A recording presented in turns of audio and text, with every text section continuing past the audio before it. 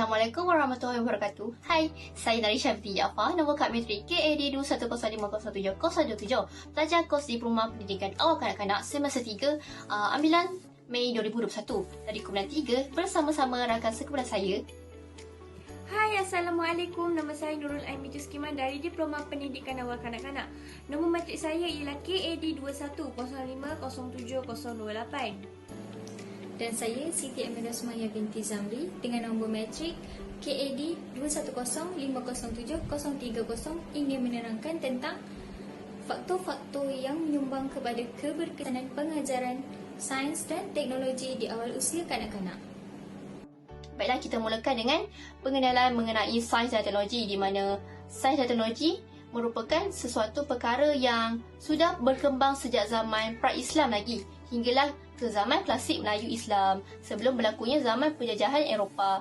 Dan ianya bukanlah sesuatu yang baru, di mana sains dan teknologi ni adalah suatu perkara yang luas, di mana dalam kehidupan seharian kita juga ada kaitan dengan sains teknologi, termasuklah keadaan sekeliling kita.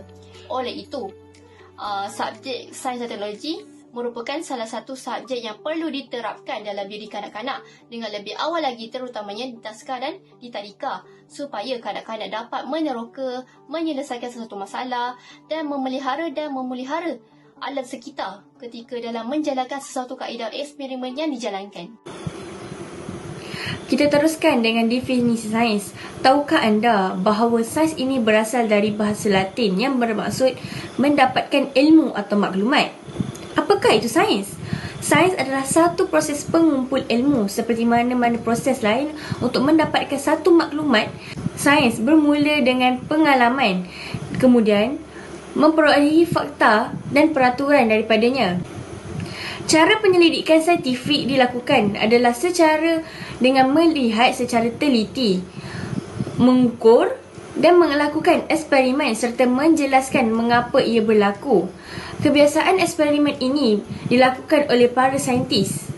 Para saintis mestilah teliti dan juga berhati-hati ketika memberikan penerangan tentang sesuatu kajian yang mereka kaji. Para saintis juga perlu memiliki cadangan yang bernas untuk melakukan aktiviti dengan betul. Seterusnya ialah definisi teknologi. Teknologi merupakan gabungan dua perkataan iaitu teknik dan logos dan berasal daripada bahasa Yunani. Maksudnya, ilmu yang bersifat praktikal. Definisi teknologi berbeza melalui dua pandangan, iaitu pandangan Barat dan pandangan Islam. Terdapat beberapa tokoh Barat yang telah mendefinisikan teknologi setelah menjalankan kajian. Tokoh pertama ialah Mestil.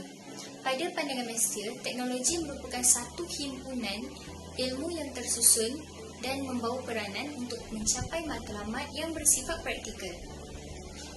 Seterusnya ialah Singa Iti. Bagi Singa Iti, teknologi merupakan cara sesuatu benda dibuat dan diciptakan. Yang terakhir ialah Carpenter. Bagi Carpenter pula, teknologi ialah kawalan persekitaran bagi memenuhi keperluan manusia.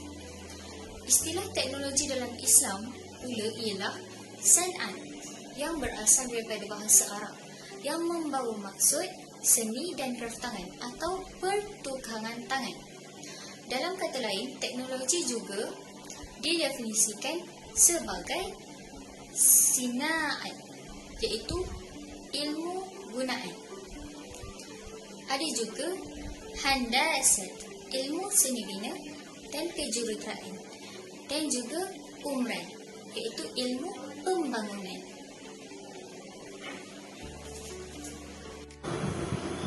Seterusnya, kepentingan sains dan teknologi terhadap kanak-kanak ialah 1. Keupayaan untuk membentuk dan memupuk perkembangan pengetahuan dan kemahiran kanak-kanak. Yang kedua, dapat menyediakan kerangka konsep untuk kanak-kanak memahami persekitaran mereka. Yang ketiga, penting untuk pembangunan konsep saintifik dan perkembangan intelek yang lain. Yang keempat, kanak-kanak juga dapat melibatkan diri secara aktif melalui interaksi. Hal ini kerana kanak-kanak belajar memahami satu konsep yang baik melalui pemerhatian, sentuhan dan rasa. Baiklah, di sini saya ingin menjelaskan pula mengenai pengetahuan sains dan teknologi menurut Islam, di mana Islam meletakkan ilmu berkaitan sains dan teknologi di bawah bidang fardu kifayah. Sebagai contoh, ilmu sains dan perubatan yang digunakan untuk tujuan vaksin. Selain itu, Islam menerima dengan baik terhadap segala penemuan dan rekaan manusia yang boleh memberikan manfaat kepada kehidupan manusia dan kesejahteraan alam dan terutamanya umat Islam. Di dalam Al-Quran, terdapat beratus-ratus ayat yang menyebut tentang ilmu pengetahuan dan sains seperti mana dalam surah At-Tur ayat 6 yang berkaitan mengenai fenomena alam yang bermaksud. Dan laut yang di dalam tanahnya ada api.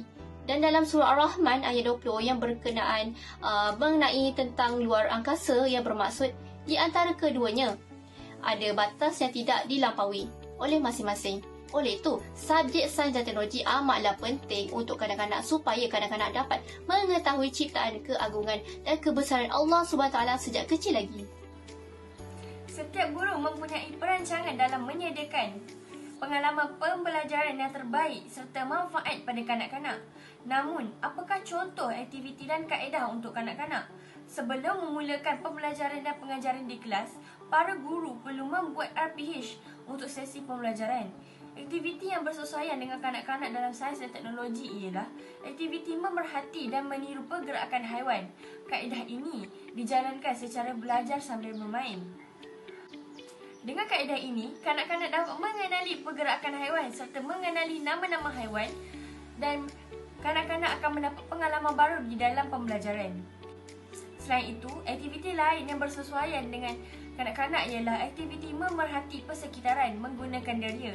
Kaedah ini digunakan secara pendekatan bertema. Terdapat 6 faktor yang menyumbang kepada keberkesanan pengajaran dalam subjek sains dan teknologi. Yang pertama, pengurusan masa yang bijak dan efektif. Contohnya, seorang guru hendaklah menyediakan RPA dan RPH lebih awal sebelum pengajaran dan pembelajaran dimulakan. Hal ini akan memudahkan guru untuk mencari dan menyediakan bahan bantu mengajar dan bahan eksperimen dengan lebih mudah kerana guru tahu objektif utama pengajaran yang akan dijalankan pada hari tersebut.